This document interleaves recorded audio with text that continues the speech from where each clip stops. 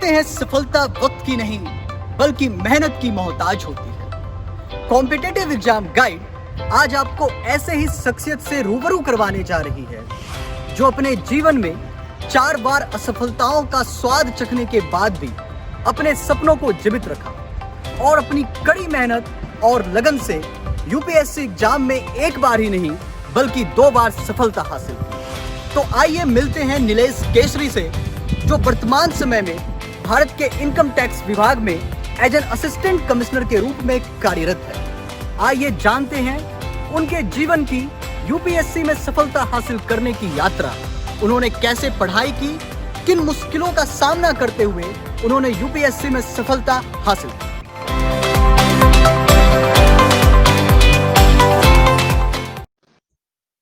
तो नीलेश, सबसे पहले कॉम्पिटिटिव एग्जाम गाइड की पूरी टीम से मैं आपका स्वागत करता हूं और आपको बहुत बहुत धन्यवाद देता हूं कि आपने अपना कीमती वक्त हमारे लिए निकाला, ताकि हमारे जो स्टूडेंट्स हैं या फिर जो फ्यूचर के जो भी एस्पिरेंट्स हो उनको ये समझ में आए कि यूपीएससी की प्रक्रिया क्या है और किस तरह से आपका यूपीएससी में सिर्फ एक बार ही नहीं बल्कि 2 बार चयन हुआ। तो कुछ हम सवाल का सिलसिला अभी हम चालू। थैंक यू सो मच और मुझे यहाँ बुलाने के लिए भी आपका धन्यवाद। बहुत बहुत धन्यवाद आपका। तो कुछ सवाल का सिलसिला हम चालू करते हैं। सो मेरा पहला क्वेश्चन आपसे यही है कि यूपीएससी एग्जाम देने का ये जो विचार है, जो थॉट है, ये आपके मन में सबसे पहले कब आया था? एक्चुअली मैं जब ग्रेजुएशन में था तो उस समय सबसे पहले मेरे दिमाग में ये चल रहा था कि मतलब जैसे नॉर्मली हर एक स्टूडेंट के दिमाग में चलता है कि क्या करना है आगे लाइफ में, क्या करियर बनाना है। तो मेरी पर्सनल भी कुछ ऐसे रीज़न थे, कुछ सर्कमस्टेंसेस थे जो मुझे ऐसा लग रहा था कि सोसाइटी के लिए कुछ अगर मैं अपना कंट्रीब्यूशन कर सकूं, जो ऐसे लोगों तक पहुंच सके, लोगों तक रिसोर्सेज नहीं हैं, रिसोर्स डिस्ट्रीब्यूशन में अपना कुछ योगदान दे सकूं। तो ऐसी कोई जॉब, ऐसी कोई सर्विस मैं सोच रहा था। उसी टाइम मुझे पता चला सिविल सर्विसेज एग्जामिनेशन के बारे में, और एक तो ये था ही कि सिविल सर्वेंट्स होते हैं, डीएम होते हैं डिस्ट्रिक्ट में, वो सब कुछ आइडिया था, लेकिन वो कैसे काम करते हैं, क्या करते हैं, उस बारे में मैंने ज़्यादा अच्छे तरीके से सोचा, जाना। फिर उस बारे में फिर मैंने सोचा कि मुझे सिविल सर्विसेज ही करना है आगे।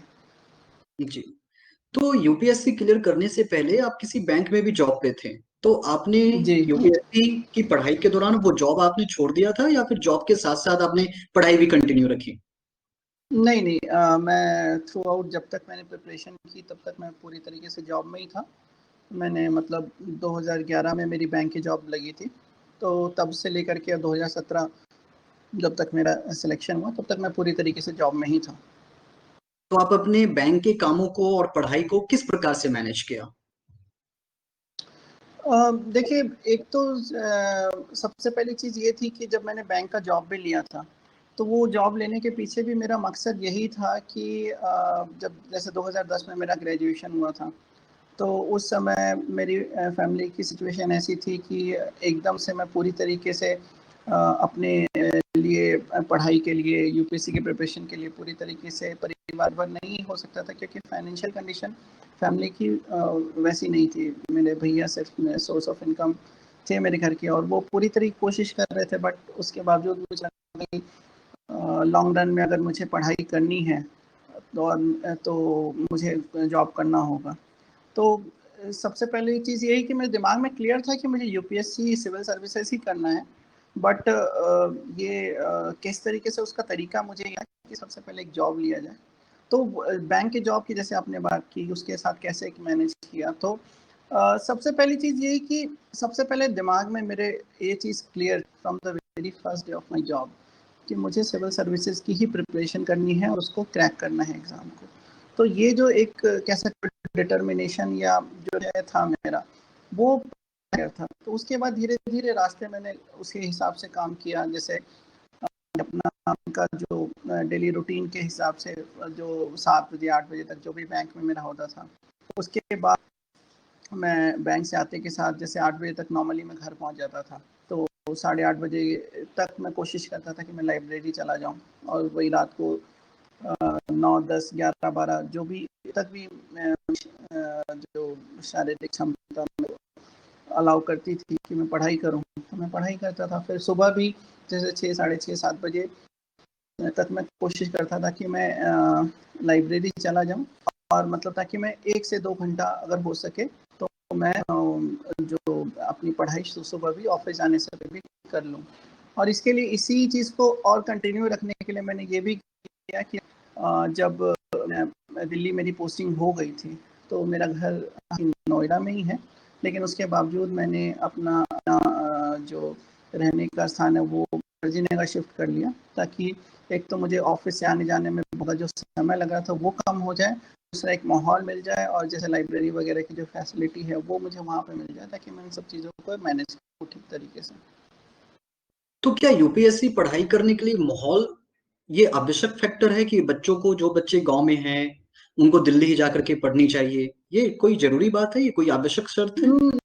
नहीं नहीं नहीं, ऐसा नहीं है। वो बिल्कुल भी मैं ये नहीं कहूँगा कि वो आवश्यक शर्त, ये सिर्फ आपका जो एप्टीट्यूड है और एटीट्यूड है उसकी। बाकी जैसे अपने केस में जो कहा माहौल की बात, वो इसलिए कहा क्योंकि दो चीज़ें थी। माहौल का मतलब कि जो उस तरीके की जो इंफ्रास्ट्रक्चर, जैसे मैं लाइब्रेरी की बात की, तो अगर मैं लाइब्रेरी की बात करता तो शायद मुझे यहाँ जो नोएडा है, नोएडा जो मेरा घर है उसके आसपास आसपास नहीं नहीं मिल मिल पाता। पाता। और दूसरी चीज़ है कि जैसे ट्रैवलिंग टाइम है वो मेरा बहुत ज़्यादा लग रहा था। मैं ऑलरेडी जॉब कर रहा था, तो मुझे अपने रिसोर्सेज को, अपनी जो समय था उसको बहुत ज़्यादा अच्छी तरीके से यूटिलाइज करना था। तो मेरा माहौल कहने का कॉन्टेक्स्ट था कि वो सारी चीज़ें जो मुझे कम से कम कोश प्रयास में और जो जो उपलब्ध हो सकती थी, वो मुझे वहाँ पे हो सकती है, क्योंकि वो स्टूडेंट एरिया है, तो ये सारी चीज़ें एक जगह पे आपको मिल सकती हैं। ठीक है, लेकिन वही चीज़ मुझे मैक्सिमम यूटिलिटी जो आपको मिल बिल्कुल सकती बिल्कुल बिल्कुल मैक्स, बिकॉज क्योंकि मेरे पास टाइम बहुत कम था। मुझे दिन भर में 6 से 7 घंटे ही मिल पाते थे, वो भी आप समझ सकते हैं कि पूरे जॉब करने के बाद शरीर नहीं अलाउ करता है, है। तो वो बिल्कुल, बिल्कुल।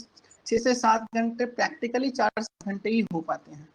जी, जी, तो समझ सकता हूँ मैं। वो जो टाइम को मैनेज करने के लिए वो एक तरीका था मेरा। बाकी मुझे बिल्कुल भी नहीं लगता कि दिल्ली आकर के ही कोई प्रिपेयर करे तो उनका सिलेक्शन हो सकता है, क्योंकि मैं अपने बैच की ही बात करूँ तो बहुत सारे ऐसे मेरे बैचमेट्स, मेरे दोस्त हैं जो बिल्कुल एकदम ही ग्रामीण इलाके से हैं, जिन्होंने, जो बहुत सारे लोग तो ऐसे हैं जो इंटरव्यू के लिए ही पहली बार दिल्ली आए। तो ओके। वो चीज़ें बहुत ज़्यादा मायने नहीं रखती। जहाँ पे भी जो है बस इच्छा से, लगन से अगर मेहनत करें तो सिलेक्शन आराम से। जी। अच्छा, यूपीएससी एग्जाम के 3 पड़ाव होते हैं, प्रीलिम्स, मेंस और इंटरव्यू। इन तीनों पड़ाव में से आपको कौन सा पड़ाव सबसे ज्यादा चुनौतीपूर्ण और कठिन लगा?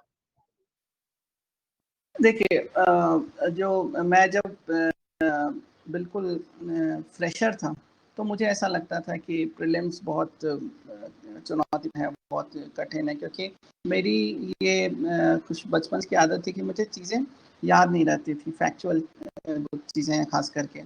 तो मुझे ऐसा लगता था कि यार बाकी जो बाकी छात्र हैं वो भी इस चीज़ को मानेंगे कि उनको ऐसा लगता है। मैं यहाँ लगने वाले शब्द जोड़ दे रहा हूँ कि ऐसा लगता है कि प्रीलिम्स एग्ज़ाम होता है वो फैक्चुअल क्वेश्चन, फैक्चुअल डेटा ज़्यादा पूछता है, और वो ये उसको पास किया जा सकता है।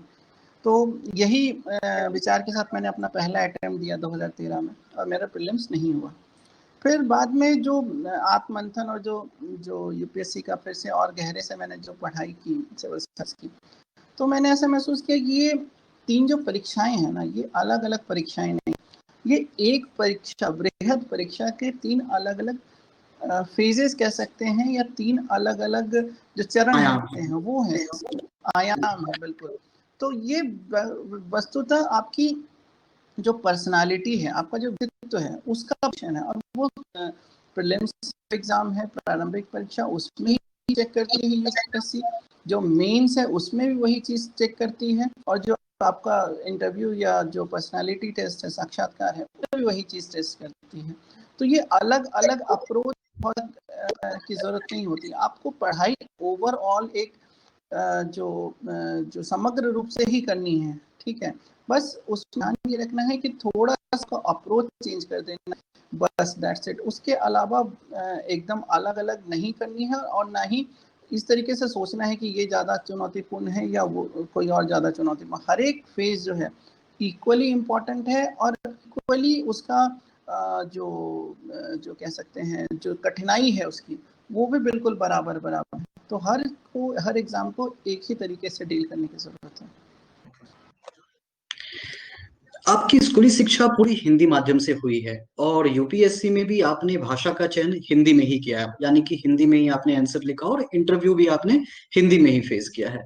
सो हिंदी मीडियम के छात्र होने के नाते आपको क्या कोई कभी किसी चीज की दिक्कत हुई कि हिंदी मीडियम में बुक रिसोर्सेज काफी कम है, इंटरनेट पे भी रिसोर्सेज यदि हम ढूंढने जाएं, सो सारी चीजें अंग्रेजी में तो हर एक चीज की भरमार है, लेकिन हिंदी में बहुत कठिनाई होती है और जो भी कुछ अवेलेबल भी है मार्केट में हिंदी में थोड़ा बहुत, उसकी गुणवत्ता जो है वो यूपीएससी के तुलना में काफी निचले स्तर की है, यानी कि यूपीएससी की गुणवत्ता पे वह खड़ी नहीं उतरती है।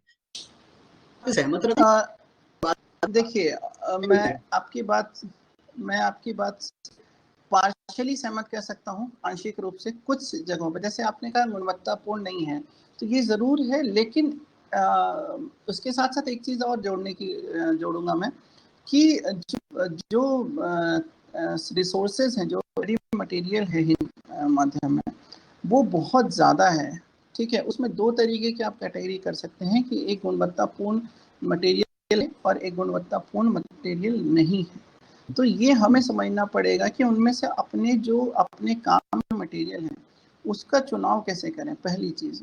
और दूसरी चीज़ ये, कई बार जो छात्र होते हैं ना, वो पॉपुलर टाइप की जो कहते हैं ना, लोकप्रिय जो बातें हैं उनके ऊपर उनका रुझान हो जाता है और उस तरीके की जो मटेरियल है वो उसको पसंद करने लगते हैं। लेकिन एक्चुअली में समझने की ज़रूरत ये है कि ये जो, जैसे मैंने पिछले प्रश्न के आपके जवाब में कहा कि जो आपका व्यक्तित्व है वो एक प्रशासक का व्यक्तित्व उनको चाहिए।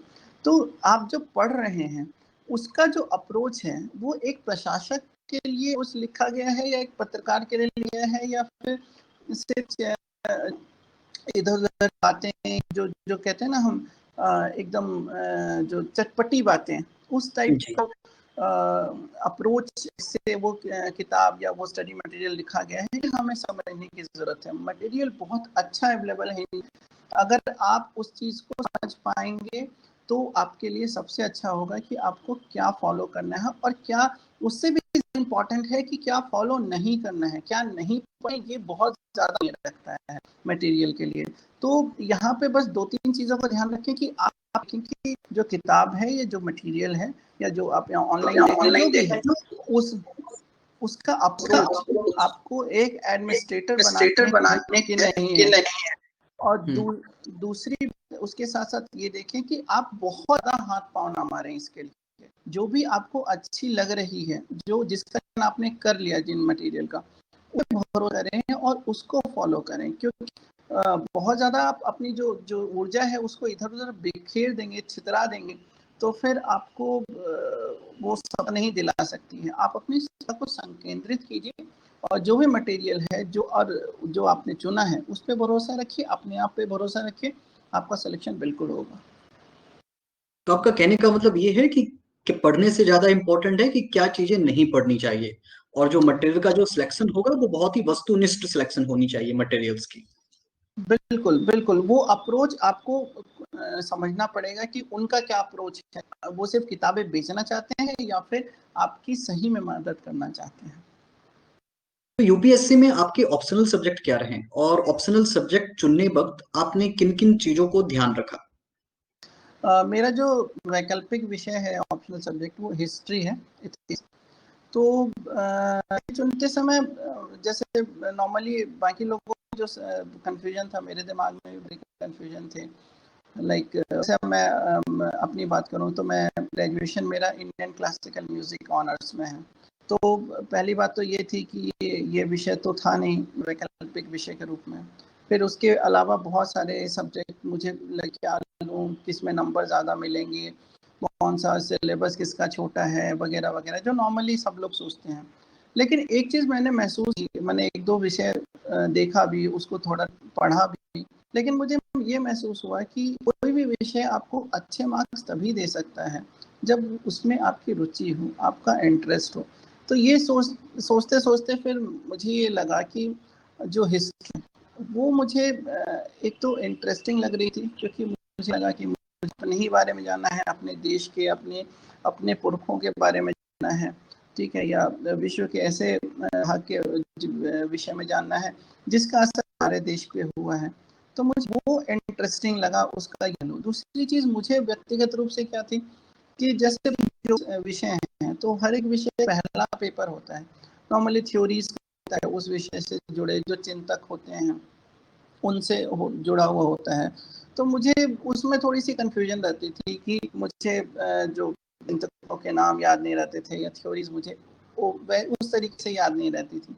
लेकिन हिस्ट्री के साथ ये प्लस पॉइंट था कि इस तरीके की कोई चीज़, हालांकि ये हिस्ट्री के लिए कहा जाता है, और जो वास्तविक कि बहुत बड़ा सिलेबस इसका, ठीक है, कई बार आप नहीं इसको रिव्यू नहीं कर पाएंगे, बट उसके बावजूद मुझे ये लगा कि ये मैं इसमें इसमें मेरी रुचि ज़्यादा है, और बाकी मेरा जो पर्सनल जो अप्रोच है उसके लिए भी ज़्यादा सूटेबल है, तो इसलिए मैंने ये चुना। जी।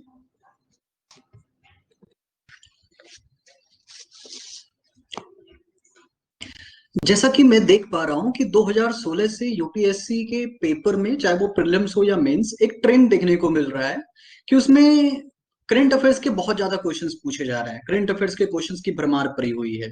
तो आपने अपने स्टैटिक सिलेबस के साथ साथ करंट अफेयर्स की तैयारी किस प्रकार से की? देखिए, सबसे पहली तो बात की जो की बात है, जी ट्रेन के बारे में सोचना से बड़ी टाइम है कि वो अनएक्सपेक्टेड सर्विस कमीशन ऐसे ही नहीं कहा जाता है, उसका कभी कोई ट्रेंड जो मुझे लगता है। और दूसरी बात कि करंट अफेयर्स जो है वो ऐसे ही एक इम्पॉर्टेंट पार्ट रहता है, स्टैटिक के साथ करंट अफेयर्स हमेशा ही रहता है, चाहे वो प्रीलिम्स हो, मेंस हो, या फिर इंटरव्यू हो।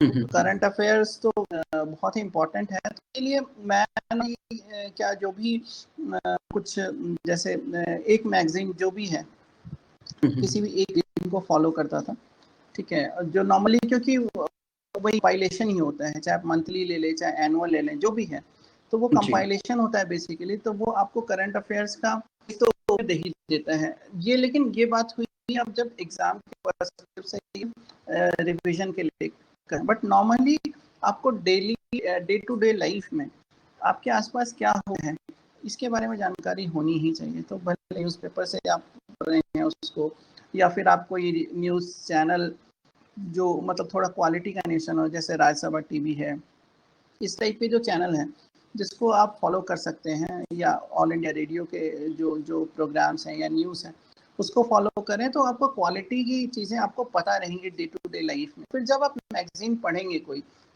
तो आपको ऐसा लगेगा कि सिर्फ रिव्यू है। अगर आप ये सोच के चलेंगे सिर्फ मैगजीन पढ़ के महीने के लास्ट में एक बार एक मैगजीन पढ़ के पूरा काम चला लेंगे, तो उसमें फिर थोड़ी दिक्कत होगी। वैसे अंग्रेजी माध्यम से जो बच्चे हैं उनके पास तो बहुत ही करंट अफेयर्स में रिसोर्सेस अवेलेबल है। जैसे कि वो लोग द हिंदू पेपर फॉलो करते हैं, इंडियन एक्सप्रेस करते हैं, बिजनेस स्टैंडर्ड करते हैं, इकोनॉमिक्स टाइम्स करते हैं। वैसे हिंदी माध्यम में कोई ऐसे गुणवत्तापूर्ण पेपर नहीं है जो कि इस कॉन्टेक्स्ट को हल कर सके। तो आपने हिंदी मीडियम की तैयारी के दौरान कोई सी हिंदी पेपर को पढ़ा है? और यदि हिंदी पेपर पढ़ा है तो हिंदी पेपर में क्या पढ़नी चाहिए? देखिए, नॉर्मली मैं पर्सनली अपनी बात करूं तो मैं न्यूज़पेपर नहीं पढ़ता था, बल्कि मैं जो न्यूज़ प्रोग्राम्स हैं, जैसे मैंने राज्यसभा टीवी कहा, या आपका ऑल इंडिया रेडियो है, या बीबीसी है, इस तरीके की जो चैनल हैं जो उनको ऑनलाइन सुनता था न्यूज़ के लिए। क्योंकि क्या होता है कि जब मैं जॉब जॉब के साथ पढ़ाई करता हूँ, तो जैसे न्यूज़पेपर है उसका 1 से 1.5 घंटा 2 घंटा डेली लग जाए, तो मुझे वही कि अपने आप को थोड़ा सा उस चीज़ को ना उसकी कटौती करनी थी।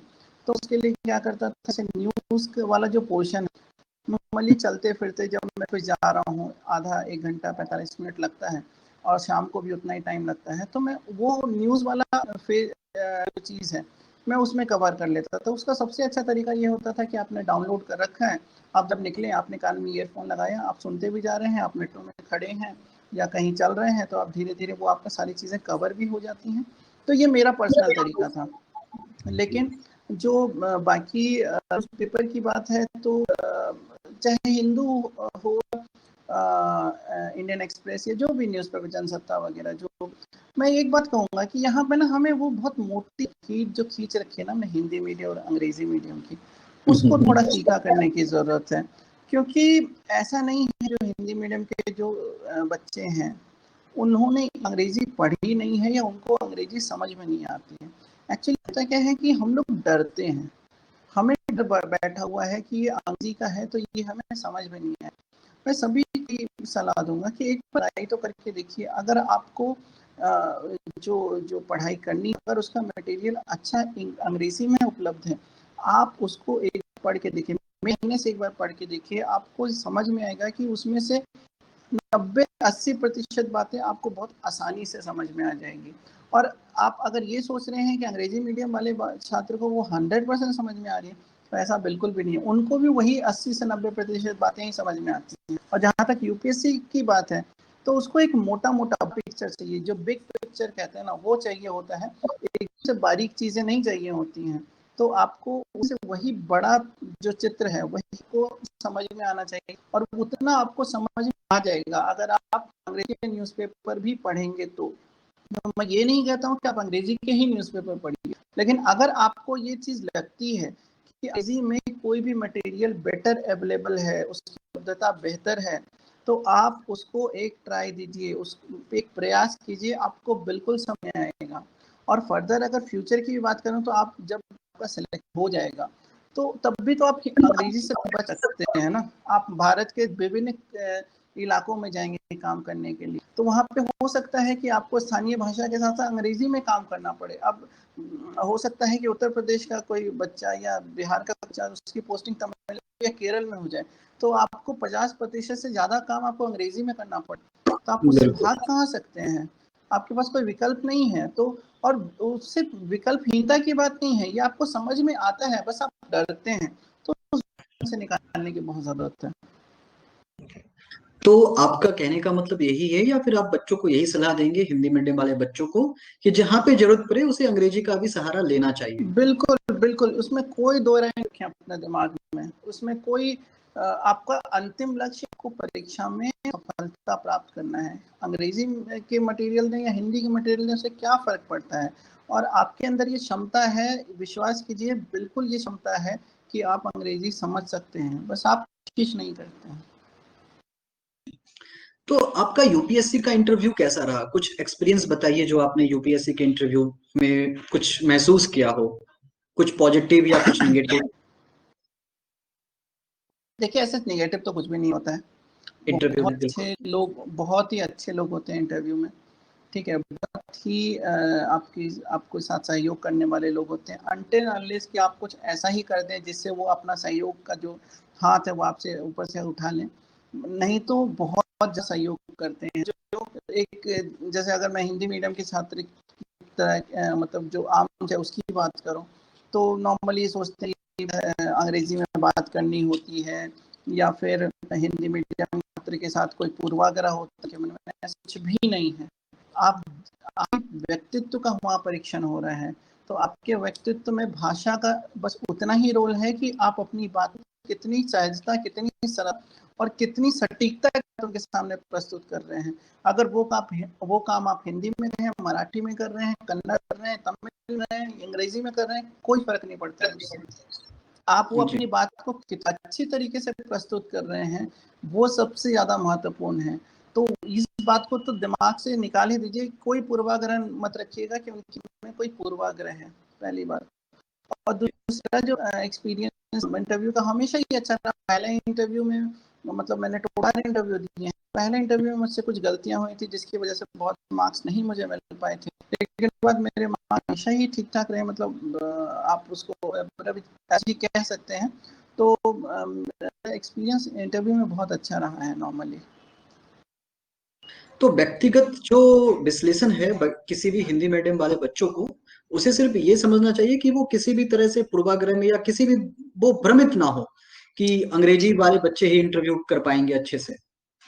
बिल्कुल ऐसा कुछ भी नहीं रखने पूरा रखने की जरूरत है मन में, क्योंकि वहाँ पे भी बोर्ड लोगों के मन में कोई पूर्वाग्रह नहीं होता है, और ये मैं अपने जो एक्सपीरियंस है उससे कह रहा हूँ, कोई पूर्वाग्रह नहीं। हम अपने पूर्वाग्रह के चक्कर में ना अपनी गलतियों को ये समझने लगते हैं कि वो इस पूर्वाग्रह से थे इसीलिए उन्हें हमें मार्क्स नहीं दिए। ऐसा नहीं होता है, आपके अंदर कुछ कमियां हुई हैं जिसके कारण आपको नंबर नहीं मिलते हैं, किसी पूर्वाग्रह के कारण नहीं। अच्छा, पिछले कुछ वर्षों से ये देखा जा रहा है कि हिंदी मीडियम वाले जो बच्चों की जो रिजल्ट है वो काफी खराब से खराब होती जा रही है, और कुछ छात्रों का ऐसा मानना है कि यूपीएससी का जो ट्रेंड है या फिर जो भी कह लीजिए, जो भी वो जिस तरह से वो एग्जाम कंडक्ट करते हैं उसमें हिंदी मीडियम वाले बच्चे कहीं ना कहीं अटक ही जाते हैं, इसलिए उनका रैंक काफी पीछे आता है, या फिर रैंक आता भी है तो बहुत ही कम बच्चों का आता है। तो क्या आप इन बातों से सहमत रखते हैं कि हिंदी मीडियम वाले बच्चों का कम सिलेक्शन होने के पीछे यूपीएससी की कोई एक खास वजह हो सकती है, या यूपीएससी वाले हिंदी को लेना नहीं चाहते हैं? देखिए, मैं अब जो जो पिछली बात मैंने की उसी से मैं फिर से शुरुआत करूंगा कि पहली बात कि ऐसा कोई पूर्वाग्रह मत रखिए, कहाँ किसी के भी मन में कोई पूर्वाग्रह है, आपके नकारात्मक कोई पूर्वाग्रह। हम एक्चुअली में क्या है ना कि हम अपनी गलतियों को नहीं देखते हैं। जैसा अगर मैं एक के बाद एक बात करूं तो सबसे पहली चीज़ है कि हम जो हमारे अंदर जो वो एक धारणा बन गई है, उस धारणा को मैक्सिमम लोग तोड़ नहीं पाते हैं। कहीं ना कहीं कितने भी कॉन्फिडेंट होते हैं, लेकिन जो कहते हैं ना एकदम कि आप हमारे जो सबकॉन्शियस माइंड में एक चीज़ ये दिमाग में बैठी हुई है कि मीडियम के छात्रों के साथ कुछ ना कुछ गलत कर रहा है, ठीक है, तो उसके कारण हम कहीं ना कहीं अपना कॉन्फिडेंस लूज कर देते हैं, वो हमें पता भी नहीं चलता है और हम गलतियां करते हैं। पहली चीज़ तो मुझे ये लगती है। दूसरी चीज़ ये है कि जो जो हम जो रियल है मटेरियल की जो मैं बात करूँ तो उसमें जो जो मटेरियल का चयन करते हैं ना, नॉर्मली हम बहुत पॉपुलर टाइप की बातें लिखी हुई होती हैं, मसालेदार बातें लिखी हुई होती हैं। मतलब मैं ये नहीं कहूँ एकदम जैसे जो जो चलचित्रों के फिल्मों के जो मैगजीन है वैसी बातों की बात नहीं हो, मतलब जो हमारे स्टडी मटेरियल में भी बहुत रोचक जिसको कहते हैं उस टाइप की बातें जो लिखी हुई होती हैं, तो वो हम उसकी तरफ आकर्षित हो जाते हैं। लेकिन हमें समझना ये है कि हमारे जो क्वेश्चन है वो किस तरीके से आते हैं, हमसे क्या अपेक्षा रहती है परीक्षा में, चाहे वो प्रीलिम्स हो, चाहे मेंस हो, चाहे इंटरव्यू हो। तो उस अपेक्षा पे ये मटेरियल खरा उतर रहा है कि नहीं उतर रहा है, ये हमें सोचने की जरूरत है कि मीडियम में अथाह मटेरियल है। मतलब एक मैं कहूँ तो एक तरीके का समुद्र है और उसमें से आपको मोती चुनने होते हैं। इस तरीके का अप्रोच आपको रखना पड़ेगा, और वो जो मोती चुनना है वो इस संदर्भ में चुनना है कि आपके परीक्षा में कितने ज़्यादा प्रासंगिक हैं ये मटेरियल। तीसरी बात मुझे ये लगती है कि जो भाषा है, हम जब आंसर लिख रहे होते हैं या फिर हम जैसे कि बोल भी रहे होते हैं इंटरव्यू में, तो हम अपनी भाषा को इतनी ज़्यादा क्लिष्ट बना देते हैं कि कहीं ना कहीं हम उसमें से जो सहजता और सरलता होनी चाहिए खत्म हो जाती है। हम मतलब भाषा को या तो साहित्यिक बना देते हैं बहुत ज़्यादा, या बिल्कुल तत्सम बना देते हैं। हिंदी देखिए बहुत ही प्यारी भाषा है, बहुत अच्छी भाषा है, इसमें इतनी ज़्यादा फ्लेक्सिबिलिटी होती है। हम जो तत्सम तद्भव देशज विदेशज हर तरीके की भाषा का समावेश कर सकते हैं, हर तरीके के शब्दों का समावेश कर सकते हैं। लेकिन पता नहीं क्यों हम ये सोचते हैं कि जो तत्निष्ठ हिंदी है वही अच्छी हिंदी है, वही अच्छी भाषा है, और अगर ये लिखेंगे तो हमें अच्छे मार्क्स मिलेंगे। ऐसा कुछ नहीं है। आपकी भाषा जितनी सहज होगी, जितनी सरल होगी, जितनी सटीक होगी, आपको नंबर उतने ज़्यादा अच्छे मिलेंगे। उस हिंदी का बहुत जो भारी भरकम शब्दकोश का प्रयोग करने से बचना चाहिए हमेशा, ठीक है, चाहे वो हम जो बोल रहे हैं या फिर बोल रहे हैं। ऐसी भाषा को आप खुद भी सोचिए ना कि आप ऐसे व्यक्ति से बात करने में ज़्यादा इंटरेस्टेड होते हैं ना जिसकी बात आपको समझ में नहीं है। अगर मान लीजिए कि आप ऐसे व्यक्ति से बात कर रहे हैं जिसकी बातें आपको इसलिए समझ नहीं आ रही कि उसकी आधी आधी जो शब्द हैं वो आपको समझ में नहीं आ रहे हैं, या फिर आप ऐसे व्यक्ति का लेख पढ़ रहे हैं अब उसको समझ में ही नहीं आ रहा है, या आपको बार बार डिक्शनरी खोलने की जरूरत पड़ रही है, तो कोई भी एक व्यक्ति है वो इरिटेट होगा आपसे और आपको नंबर नहीं मिलेगा। तो इस चीज को समझने की जरूरत है। जैसा कि आपने कहा है कि कुछ छात्रों का जो भाषा होता है, जो भाषा शैली होती है, वो किसी लेखक की भांति होती है। वो अपने आप को अधिकारी के रूप में ना देख करके यूपीएससी के सामने एक लेखक के रूप में पेश करते हैं। लेकिन मैं बहुत सारे ऐसे भी हिंदी मीडियम वाले बच्चों से मिला हूँ जो गांव से आते हैं, जैसे कि राजस्थान हो गया या बिहार हो गया। वहां उनकी समस्या ये होती है कि उनकी घर में हिंदी नहीं बोली जाती है, उनकी मातृभाषा जो होती है वो कोई घरेलू भाषा होती है, जैसे कि बिहार में अंगिका हो गया या भोजपुरी हो गया, और उनकी पढ़ाई लिखाई पूरी हिंदी मीडियम में होती है। तो ऐसे बच्चों को एक और समस्या होती है कि उनको हिंदी भी अच्छे से नहीं आती और अंग्रेजी भी अच्छे से नहीं आती है। तो इन बच्चों को हिंदी में अच्छे से तैयारी कैसे करनी चाहिए, इसके ऊपर आपकी क्या सलाह है? देखिए, इसके लिए जो बच्चे हैं जो जिनको सच में दिक्कत है इस तरीके की, मैं मानता हूँ कि ऐसी बात होती है, तो मुझे लगा कि थोड़ा-सा जब वो ये चीज़ उन्होंने ठान ली है कि उनको सिविल सेवा परीक्षा देनी है और उसको उत्तीर्ण करना है, तो मैं बोलूँगा कि अगर हो सके तो थोड़ा एक्सपोज़ देना चाहिए, थोड़ी मतलब सलाह जो भी, अगर मान लीजिए कि आप किसी ऐसे व्यक्ति के संपर्क में आ सकते हैं जिनका जन्म हुआ है, या फिर कोई ऐसा व्यक्ति हो जो आपको बेहतर तरीके से कर सकता है इस मामले में, तो उसको उनसे गाइडेंस चाहिए, उससे मार्गदर्शन लेना चाहिए, और उसको इस अपनी भाषा पे बहुत अच्छी तरीके से काम, मतलब काम इन द सेंस कि कोई बहुत बड़ा काम नहीं, मतलब जैसे प्रेजेंटेबल भाषा बनानी है उस तरीके से सोचना चाहिए, क्योंकि अल्टीमेटली ये है, जैसे आपने कहा कि हमें लेखक की भाषा नहीं रखनी है, साहित्य की भाषा रखनी है, हमें एक ऐसी भाषा उसमें प्रस्तुत करनी है जिससे उनको लगे कि हाँ, जो आपके अंदर एक प्रशासक को देख सके, जो जो समझ के मैं इस व्यक्ति पे भरोसा करके इसको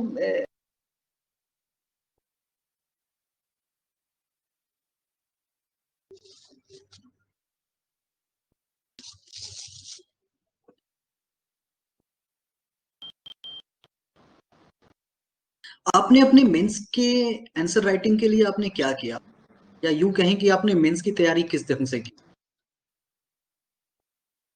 देखिए, मेरा इस चीज़ में विश्वास है कि जो पूरी परीक्षा है ना, वो व्यक्तित्व की परीक्षा है। तो मैंने ऐसा अगर कहूँ तो मैंने मीन्स की अलग से बहुत ज़्यादा तैयारी नहीं की है, ठीक है? वो जो है पूरी पढ़ाई जो होती है, पूरा जो भी सिलेबस है या जो करंट अफेयर्स वगैरह जो भी है, वो मैं समग्र रूप से ही हमेशा से पढ़ता हूँ, चाहे पीटी के लिए पढ़ रहा हूँ, चाहे मीन्स के लिए पढ़ रहा हूँ, चाहे इंटरव्यू के लिए।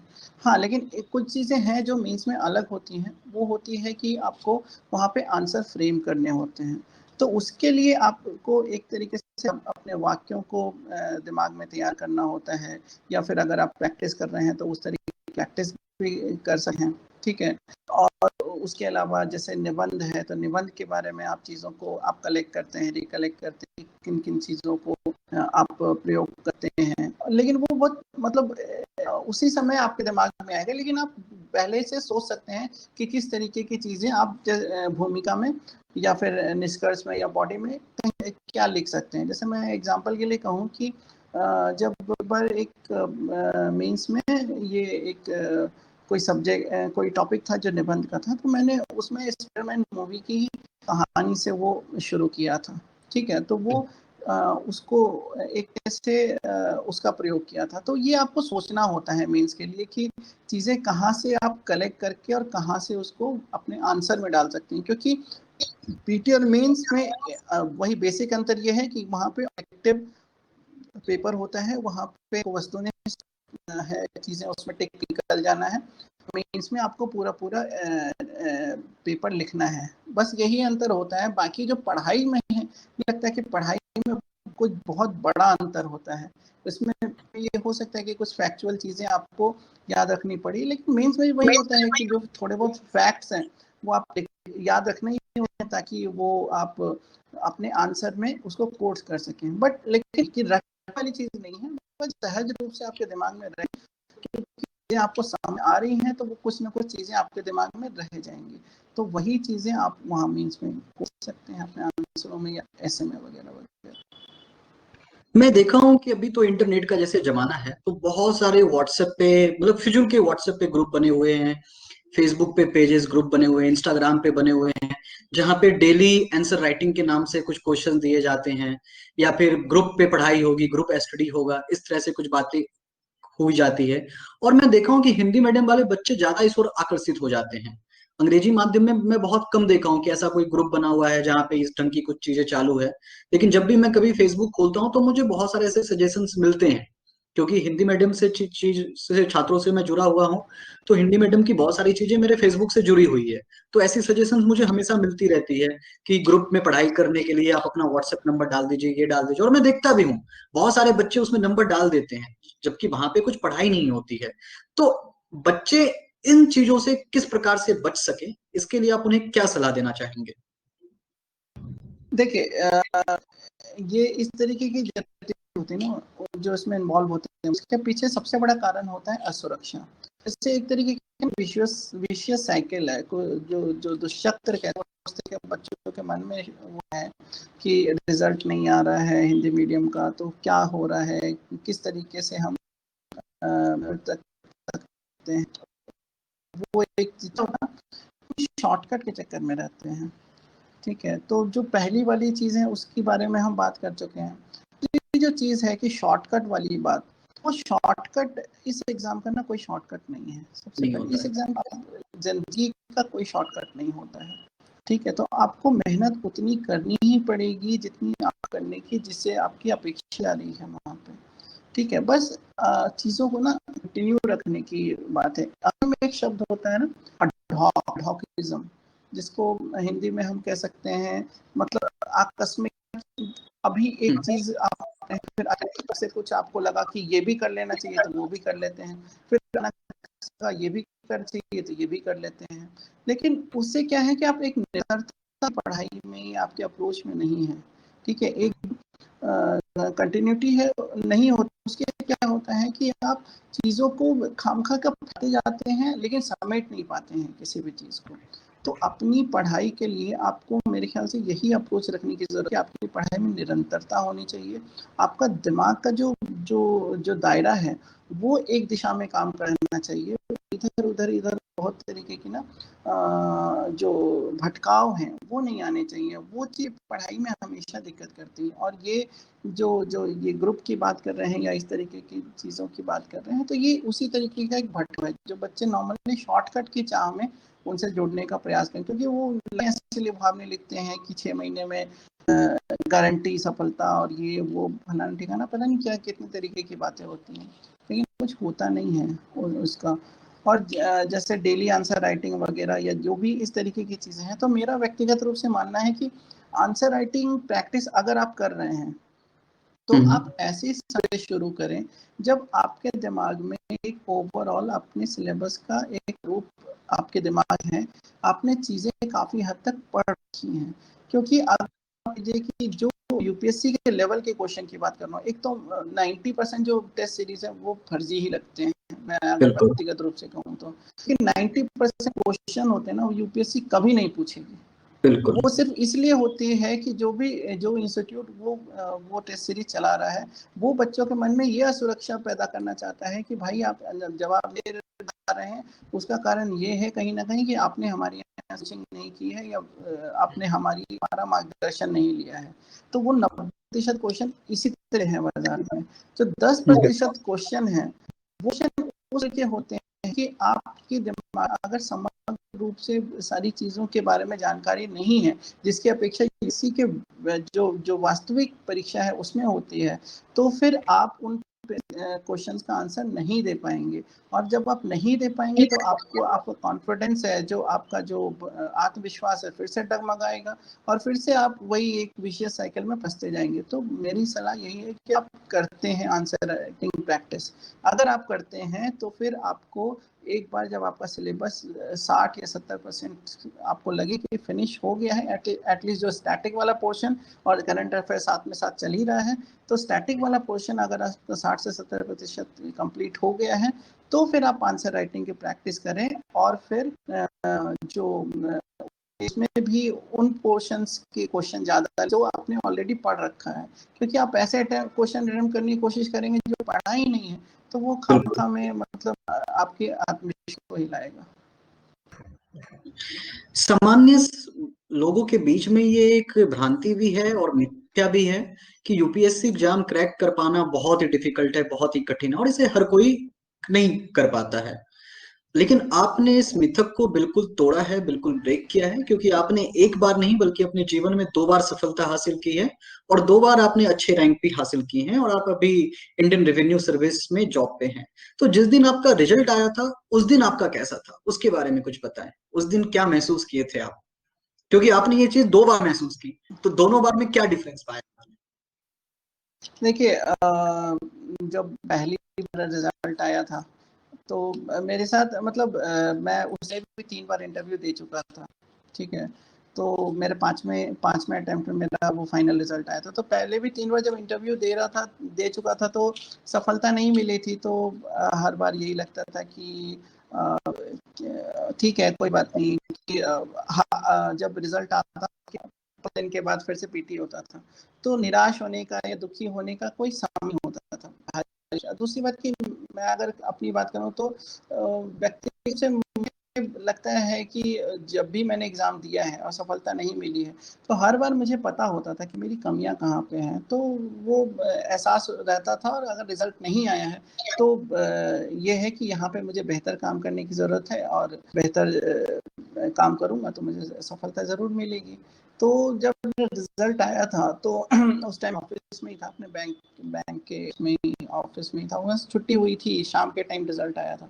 तो मैं अपने दोस्तों के साथ कुछ दिल्ली में ऑफिस से निकला ही था, तो उसी टाइम पे एक दोस्त का फ़ोन आया कि रिजल्ट आ गया है। तो फिर वही उसने बोला कि सिलेक्शन, मैंने बोला यार तुझे तो मेरा रोल ही नहीं पता, तुझे कैसे पता? तो उसने बोला नहीं नहीं, मैंने आपका रिजल्ट देखा है और आपका रिजल्ट है। तो एक्साइटमेंट में जो सारे दो तीन थे मेरे साथ में, तो एक एक्साइटमेंट, फिर उसके बाद फिर दूसरी जगह से एक जगह फोन आया, तो वो उसने भी बोला, तो मुझे कंफर्म हो गया हाँ मेरा हो गया है सिलेक्शन। क्योंकि उस समय जो वेबसाइट है आप जानते हैं उस टाइम खुलती नहीं है यूपीएससी की। बिल्कुल तो बिल्कुल। उसके बाद फिर अगले 1 से 2 घंटे तो ऐसा ही रहा कि बस मेरे पास फ़ोन ही आ रहे थे के लिए, मतलब घर वालों की भी मुश्किल से, वो भी मैं अपने फ़ोन से नहीं, दो फ़ोन से कर पाया, क्योंकि मेरे फ़ोन पे लगातार फ़ोन बज रहे थे। तो मैं दोस्त के अपनी माँ को मैंने फ़ोन किया, और एकदम मतलब वो भावुक हो गई, वही चीज़ थी। तो वही चीज़ फिर 2 घंटे तक कंटिन्यू चलती रही। फिर वहीं से फिर मैं यूपी ऑफिस गया। फिर वहाँ मैंने एक बार, जो आप कह सकते हैं कि भावुक होने, बट मैंने थोड़ा उसको मैं एक तरीके से मंदिर की तरह मानता हूँ, तो फिर मैंने वहाँ पे प्रणाम किया जा करके, और उसके बाद फिर मैं अपने घर गया। घर पे भी वही माँ पिताजी भावुक हो रखे थे, बहुत खुश थे, मेरे दोस्त भी साथ थे, सब बहुत खुश थे। और सबसे अच्छा मुझे उस समय जो मुझे याद आ रहा है कि मेरे भैया वो ऑफिस में थे, लेकिन वो उस जब था कि वो चाह के भी ऑफिस से नहीं निकल पा रहे थे। तो वो जब उस दिन इतना देर हो गई, रात को 12 बजे वो घर आए, लेकिन जैसे ही जैसे ही मैंने दरवाज़ा खोला, तो वो बिल्कुल मुझे पकड़ के एकदम एक छोटे बच्चे की तरह रोने लगे, कि जैसे उनका सपना, खुद का सपना पूरा हो गया हो। तो कुछ पल थे ऐसे जो मतलब जिसको शब्दों में मैं बयान नहीं कर बयान नहीं कर सकते। सकता हूँ। वही दूसरी बार जब रिजल्ट आया, तो उस समय ये था कि मैं ट्रेन था ऑलरेडी, एकेडमी में था। तो उस समय भी मतलब एक्साइटमेंट था, लेकिन सही बताऊं तो बहुत ज़्यादा एक्साइटमेंट उस समय नहीं था, क्योंकि कह सकते हैं कि मैं ऑलरेडी एक सर्विस में आ चुका था। और दूसरी चीज़ ये थी कि जो जैसा एक नॉर्मली डिफरेंट सर्विसेज की जो होती है कि ये अच्छा ही है या बुरी है, लेकिन मैं सर्विस में जाने के बाद उस सच्चाई समझ चुका था कि हर एक सर्विस इक्वली इम्पॉर्टेंट है और इक्वली अच्छी है, ठीक है, बराबर है, भी उसमें कोई कम ज़्यादा की कोई वो नहीं है। तो इसीलिए एक्साइटमेंट बहुत ज़्यादा वहाँ पे नहीं थी, एक्साइटमेंट थी, रिजल्ट एग्ज़ाम दिया हुआ था तो एक्साइटमेंट थी। और जब रिजल्ट आया और मुझे एहसास कि मेरी सर्विस रहने वाली है, तो फिर बहुत ज़्यादा एक्साइटमेंट उसके बाद भी वो नहीं हो पाया था उस समय, बट ओवरऑल तो एक्साइटमेंट था ही। जी। तो ये तो बात हो गई आपके यूपीएससी की पूरी प्रक्रिया की। अब बात करते हैं यूपीएससी में सिलेक्ट होने के बाद आपके ट्रेनिंग की। तो जैसे ही आपका सिलेक्शन हुआ, सिलेक्शन के बाद क्या हुआ, क्या प्रक्रिया रही, कैसे ट्रेनिंग शुरुआत हुई, किस महीने में शुरुआत हुई, और ये ट्रेनिंग का क्या क्या फेज था, किस किस दौर से आप गुजरे, और उसके बाद कब आपने ऑफिस को ज्वाइन किया, इसके बारे में थोड़ा विस्तार से बताएं। देखिए 2017 से सिविल सर्विसेज का जो परीक्षा वो मैंने पहली बार पास की थी। तो मेरे ख्याल से मई के में रिजल्ट आया था। ठीक है, मई के अंत में या अप्रैल फर्स्ट वीक ऐसे कुछ रिजल्ट आया था, तो मुझे अच्छे से तरीके से वो याद नहीं है। लेकिन उसके बाद फिर कुछ दिन जो मेल आपको एक लेटर आता है, नॉर्मली अब तो मेल ही आता है, और सर्विस एलोकेशन होती है आपको, जो आपको वेबसाइट से पता है। तो सर्विस एलोकेशन होती है, तो आपको जो भी डिफरेंट सर्विसेज हैं उसमें आपको डाला जाए आपकी जो प्राथमिकता है उसके अनुरूप और आपकी जो रैंक है उसके अनुरूप। तो वो वही सर्विस जो मुझे Indian revenue service income tax जो अलोकी, उसके बाद फिर उसकी दूसरी प्रक्रिया शुरू होती है कि आपको ट्रेनिंग के लिए बुलाया जाता है। ट्रेनिंग के लिए बुलाने के लिए ये होता है कि 2-3 तरीके की, मोटे तौर पे अगर मैं देखूं, अगर मैं ऑल इंडिया सर्विस जैसे कोई भी जैसे IAS है, IPS है, IFS है, या सेंट्रल सर्विस ए ग्रेड जो है, जो इंडियन रेवेन्यू सर्विस है या इंडियन रेलवे सर्विस है, तो उन सबको एक सबसे पहली चीज़ होती है कि सबको एक कॉमन ट्रेनिंग से गुजरना होता है। ठीक है, जो होती है कहते हैं फाउंडेशन कोर्स। तो फाउंडेशन नॉर्मल भारत में 3 जगहों पे होती है। एक तो मसूरी, जो आपको पता है सभी को, लवासना, दूसरी भोपाल में होती है और तीसरा हैदराबाद में होती है। तो उन सभी जगहों पे नॉर्मली जो जितने कैंडिडेट हैं, जो सफल उम्मीदवार हैं, उन सभी को उनमें बांट दिया जाता है, फाउंडेशन कोर्स के लिए भेज दिया जाता है। वहाँ पे वो फाउंडेशन कोर्स 3 महीने का होता है। जैसे अगस्त लेकर के नॉर्मली दिसंबर तक का वो मिड अगस्त में शुरू होता है और मिड दिसंबर तक वो चलता है फाउंडेशन कोर्स, जिसमें सभी सर्विसेज के जो सफल उम्मीदवार हैं वो भाग लेते हैं।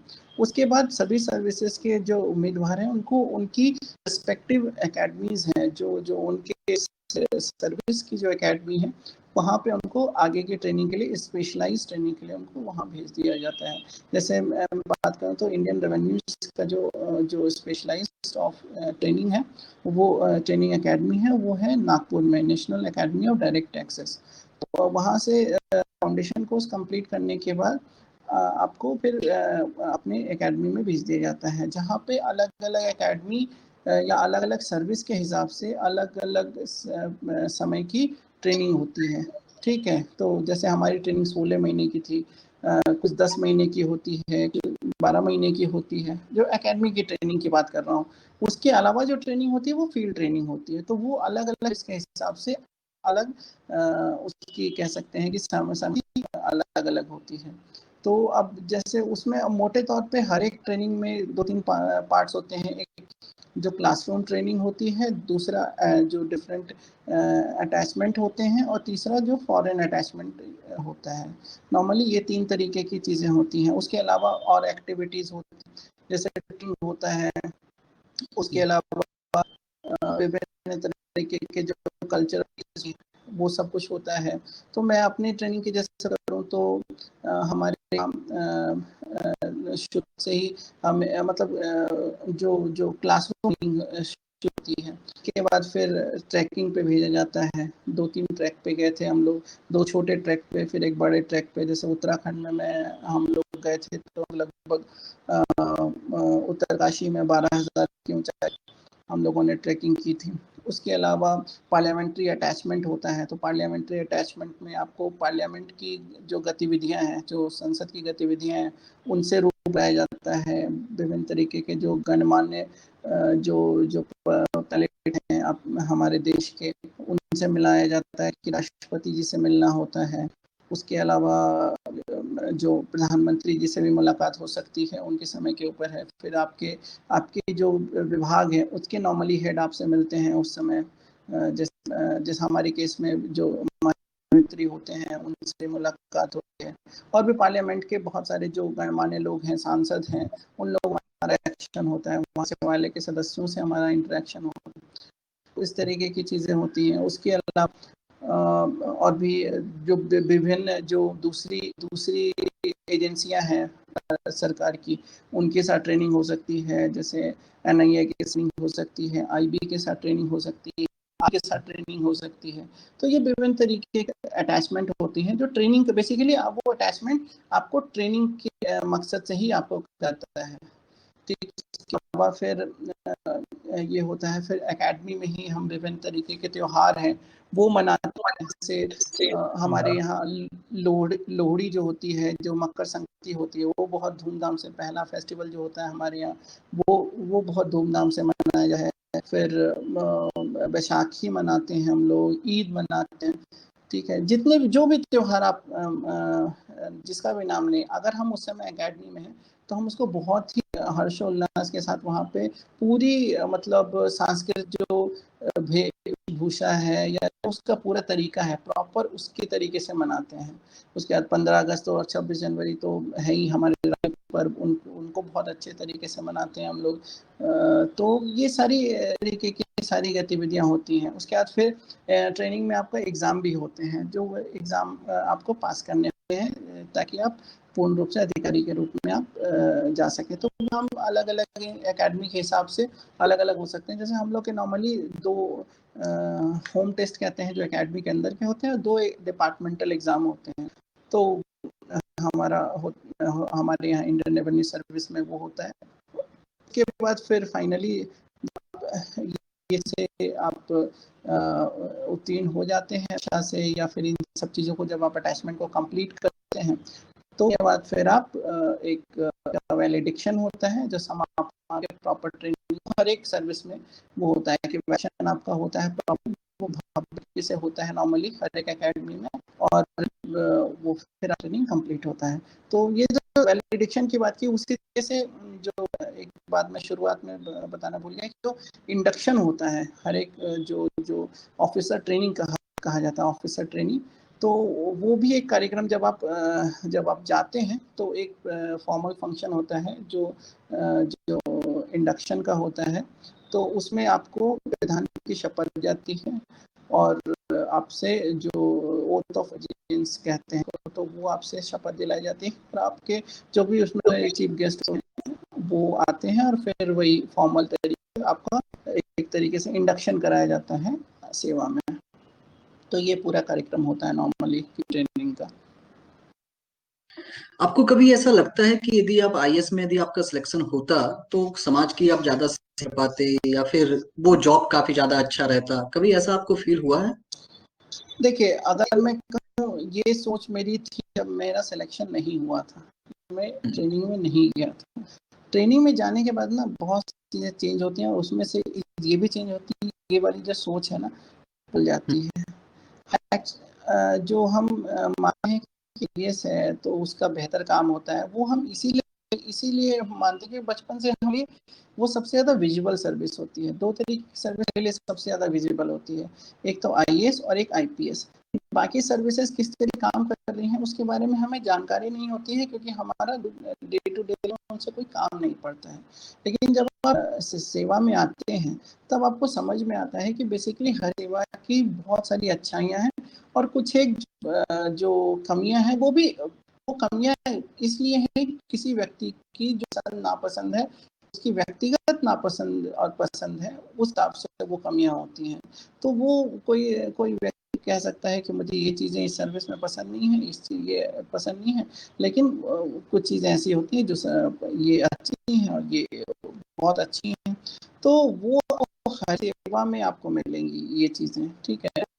अगर बस यही होता है कि आपको ये एहसास हो कि हाँ ये काम जो है ये बहुत ज़्यादा स्पेशलाइज्ड है या बहुत ज़्यादा जनरलिस्टिक, तो मैं इस चीज़ में मेरा रुझान है कि नहीं है, मेरा ओरिएंटेशन इस ओर है कि नहीं है, बस ये आपको तब समझ में आता है। जैसे मैं अपनी पर्सनल बात कहूँ तो मैं अपनी जो सेवा है उस आगे से संतुष्ट हूँ, लेकिन मुझे ये लगता है कि मेरा ओरिएंटेशन कहीं ना कहीं जो आईएएस जो रूपरेखा है उसकी ओर ज़्यादा है, क्योंकि पब्लिक इंटरेक्शन बहुत है। हमारी सर्विस में पब्लिक इंटरेक्शन उतना ज़्यादा नहीं है, इसीलिए मुझे उस ओर अपना रुझान ज़्यादा महसूस होता है, ठीक है। और जैसे सेवा की बात करूँ मैं अलग अलग सर्विसेज की, तो के तौर पे देखूँ तो हर एक सर्विस उतनी ही इम्पोर्टेंट है समाज के लिए, देश के लिए, जितनी कोई दूसरी सर्विस है।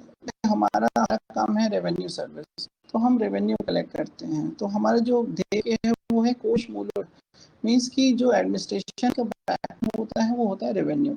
तो हम रेवेन्यू, आप घर में भी देख सकते हैं ना कि अगर आपके पास पैसा नहीं है तो आप घर का कोई काम नहीं कर सकते हैं। उसी तरीके देश के पास अगर पैसा नहीं है तो कोई आप समाधान का कुछ भी काम करना है, भले वो स्वास्थ्य है, शिक्षा है या फिर रेलवेज है, कुछ भी नहीं कर सकते हैं। तो वो अगर करना है तो आपके पास रेवेन्यू चाहिए।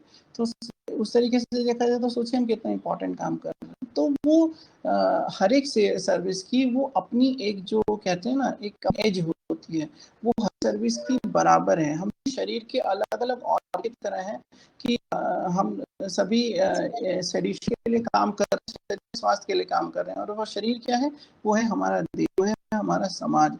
सभी इक्वली काम कर रहे हैं, इक्वली इम्पोर्टेंस के साथ काम कर रहे हैं। किसी का किसी से तुलना नहीं है, हर एक का काम उतना इम्पोर्टेंट है जितना कि किसी और का काम है। बस ये है कि अगर आपको लगता है कि आपका कहीं और बेहतर है, आप उस ओरिएंटेशन के साथ बेहतर काम कर सकते हैं, बेहतर सेवाएं दे सकते हैं, तो फिर आपके लिए वो सर्विस अच्छी है। तो यही मतलब मेरे जो है वो बिल्कुल ये वहाँ जाकर बिल्कुल क्लियर हो गई, जो पहले जो थोड़ी कंफ्यूजन रहती। तो मतलब सर्विस कोई भी हो लेकिन सर्विस सारी अच्छी होती है, ये बात लोगों को तब पता चलता है जब वो सर्विस में जाते हैं और उसके चीजों को समझ पाते हैं कि वो काम कैसे होता है। बिल्कुल बिल्कुल, वो वही जो मैंने कहा ना कि विजिबिलिटी क्योंकि सर्विसेज की है नहीं, होता है तो चीजों के बारे में जानकारी नहीं होती है। बिल्कुल बिल्कुल, क्योंकि डीएमएसपी तो सबको दिखता है, इसलिए उनको लगता है कि ये जॉब काफी अच्छा है, उसमें पब्लिक इंटरेक्शन बिल्कुल का ज्यादा मौका है। और आपके जॉब में या आपके या किसी और भी मतलब ऑल मतलब दूसरी मतलब सेंट्रल गवर्नमेंट की जॉब की बात करें तो वहां पे पब्लिक इंटरेक्शन थोड़ी कम होती है। बिल्कुल बिल्कुल, तो वही है। लेकिन भाई इम्पोर्टेंस किसी का कम नहीं है, इम्पोर्टेंस की। और ये सिर्फ मैं कहने के लिए नहीं कह रहा हूँ कि मैं सरकार में आ गया हूँ तो मैं मुझे ये ऐसा कहना मेरे लिए कोई बाध्यता है, ऐसा नहीं है। ये मेरी व्यक्तिगत राय है कि मुझे ऐसा लगता है कि हर एक सर्विस इक्वली इम्पोर्टेंट है, जिसमें किसी से किसी की कोई तुलना नहीं। तो आपसे अंतिम सवाल, हालांकि ये अंतिम सवाल नहीं अंतिम सुझाव है कि हिंदी मीडियम वाले बच्चे या फिर हिंदी मीडियम वाले कोई भी बच्चे जो यूपीएससी की तैयारी करना चाहते हैं, जिन्होंने ये सपना देख रखा है कि उसे यूपीएससी में की तैयारी करना है, उसे सिविल सर्वेंट बनना है, तो उसके लिए यदि आप 3 सुझाव देना चाहेंगे तो आप वो 3 सुझाव कौन से होंगे? सबसे पहले ही सुझाव तो यही कि अपना जो आपका वो बिल्कुल स्पष्ट होना चाहिए दिमाग में। खामखा के जो ऑप्शंस हैं की तलाश में यूपीएससी नहीं तो ये कर लेंगे, लेकिन हम बस एक नहीं की या इस तरीके की के लिए यूपीएससी के तैयारी कर रहे हैं, ये मत सोचे। सबसे दिमाग में कि यूपीएससी कोई कोई एक पैशन है यूपी की तैयारी और उसको क्रैक करना, तो वो पैशन आपके दिमाग में होना चाहिए, वो डेफिनेशन आपके दिमाग में होना चाहिए कि बिल्कुल मुझे यही करना है। अपने आप आपके पास ऑप्शन नहीं होना चाहिए आपकी ज़िंदगी में, आपको अपने आप को कोई ऑप्शन नहीं देना है।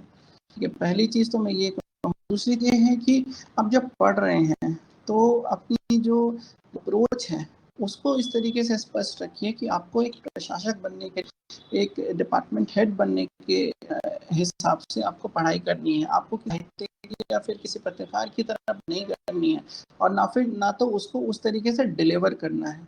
तो इस चीज़ को हमेशा ध्यान में रखिए जब आप डिलीवर कर रहे हैं, जब आप प्रस्तुत कर रहे हैं अपनी बातों को, चाहे वो लिख कर रहे हैं या बोल कर, तो उसमें एक प्रशासक का गुण आपको दिखना चाहिए कि ये चीज़ है।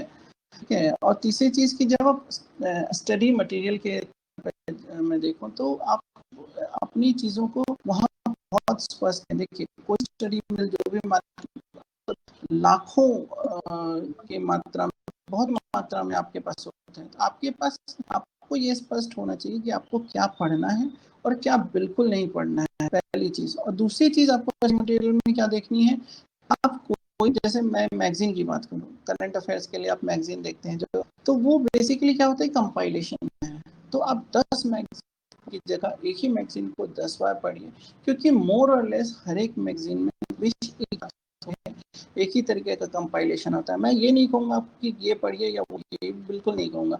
आपको जो अच्छी लग रही है, जो आपको लग रहा है कि आप लक्ष्य है उसको प्राप्त करने में भूमिका निभा सकता है, उसी को लेकिन उस पे भरोसा रखिए, अपने आप पे भरोसा रखिए, अपने आप पे भरोसा रखिए, ताकि आप उस चीज़ को सटीकता के साथ आगे बढ़ें और उसको जब समय आएगा तो उसको उसे डिलीवर कर सकें। ये चीज़ कब हो सकती है, आपको 100% सब कुछ आता है और सब कुछ आप पढ़ करके एकदम 100% श्योर आप जा करके लिख देंगे, या ऐसा कभी नहीं होगा आपके साथ।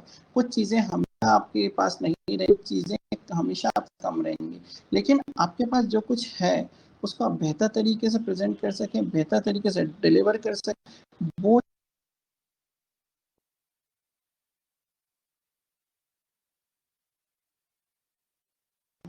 तो वही बोला था कि अपने पे भरोसा, जो समय पे भरोसा रखिए, बाकी कोई चीज़ मुश्किल है। ये कोई ऐसा नहीं है कि इसमें जो लोग पास करते हैं वो कोई देवदूत होते हैं, ऊपर से आकर के उन्होंने अपनी छड़ी घुमाई और एक पास हो गया, ऐसा नहीं है। सभी लोग में वो क्षमता होती है, आप सभी में वो क्षमता है कि आप कर सकते हैं, लेकिन वही है कि आपका तरीका क्या है, सब कितने आपके लिए मायने रखते हैं, और आपका जो अप्रोच है कितना ज़्यादा स्पष्ट है, प्लीज आपको सफलता के करीब लेके जाए। तो नीलेश, बहुत बहुत धन्यवाद आपका हमारे साथ जुड़ने के लिए और समय निकालने के लिए। पूरी कॉम्पिटिटिव एग्जाम गाइड आपको बहुत बहुत धन्यवाद देती है, और आपके भविष्य के लिए, उज्जवल भविष्य के लिए हम बहुत सारी शुभकामनाएं आपको देते हैं। धन्यवाद। धन्यवाद विशाल जी, मेरा सौभाग्य था कि आपने मुझे इस लायक समझा कि आपने मुझे बुलाया। बाकी मेरे छात्रों को मेरी तरफ से शुभकामनाएं हैं। और किसी से कोई भी संपर्क करना तो आप मेरा ईमेल आईडी नोट कर सकते हैं। It is Keshari KESHRI.NISH@gmail.com। तो अगर किसी भी छात्र को कुछ मुझसे जुड़ना है या फिर मुझसे कुछ क्लैरिफिकेशन बात करनी है तो आपका स्वागत है। आप कभी भी मुझे इस मेल पे कांटेक्ट कर सकते हैं। जी बिल्कुल, आपका जो मेल आईडी है हमारे छात्रों तक पहुंच जाएगा। फिर से आपको धन्यवाद। Okay, thank you.